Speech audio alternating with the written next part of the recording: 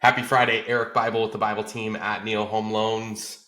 Fed Week, home prices, and PCE. Talk about a lot of events. As we know, this week was Fed Week.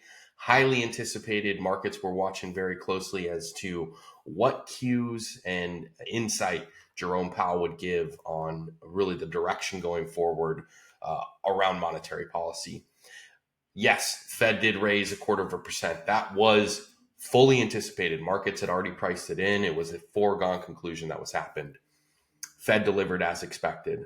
What the market was really looking to were cues and insight from Jerome Powell as to what the next few months will entail around monetary policy. Now, the Fed does not meet next month. They meet again in September.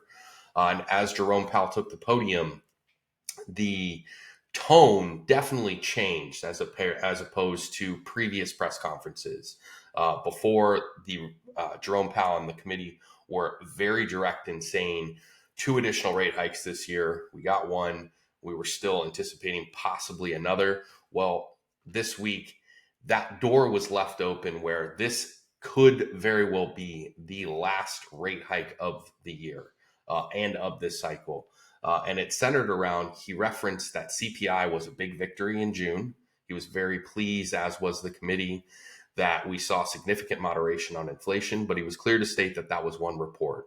They will still be continuing to look at other economic factors around inflation, PCE, as well as employment-related costs. So there, the market took that as ultimately a signal that the Fed has not made their decision yet. They're going to be dictated by data that now comes forth before their September 20th meeting. And the good news is we get 2 additional CPI reports and 2 additional jobs reports before then. So now the expectation, given the PCE findings that came in this morning, which I'll get to in a second, showed similar results to what we saw in CPI. So a lot of good news on that front. Markets ultimately liked it. Mortgage rates rallied. Rates are kind of in this unique range. They clearly want to come down, but given the mixed signals from some of the other economic data, what's happening globally, what's happening domestically, what's happening with oil, they're kind of range bound. We need some really, really big data to break us out of that cycle. And this morning, PCE, which again, I'm jumping ahead, came in at really expectation or below expectations on the year over year number.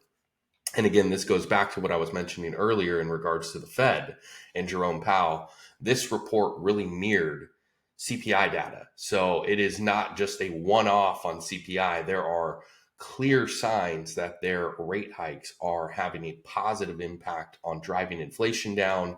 We saw employment costs come down as well this morning, which again, Jerome Powell specifically mentioned at the podium.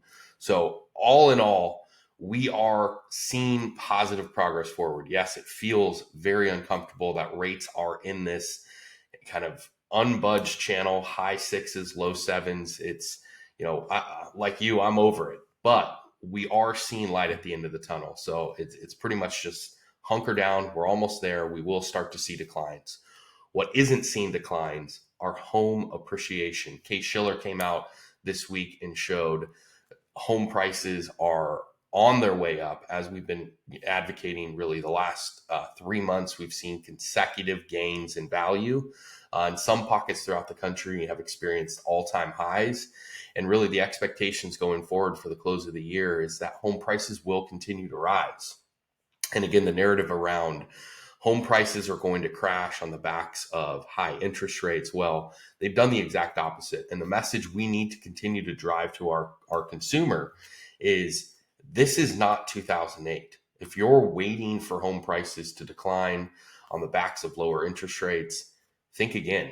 We have an inventory crisis. It has nothing to do with the foundation or fundamentals of housing as a whole to expect or be waiting for a crash to come. It's not coming. We do not have enough homes to satisfy demand. And with that, data is now supporting that home values continue to rise. And again, that narrative around what happens when mortgage rates drop. Well, if we've seen home prices continue to rise on the backs of elevated interest rates, If interest rates are 1% or 2% lower, home prices will accelerate further beyond that. So where, yes, this time feels very uncomfortable to buy, it is undoubtedly the best time for our consumers to act, both on the sales side and the purchase side. As always, if there's any way that we can help convey this message to your consumer, your buyer, your seller, we would love the opportunity to help. Make it a great day. Make it a great weekend. Thank you.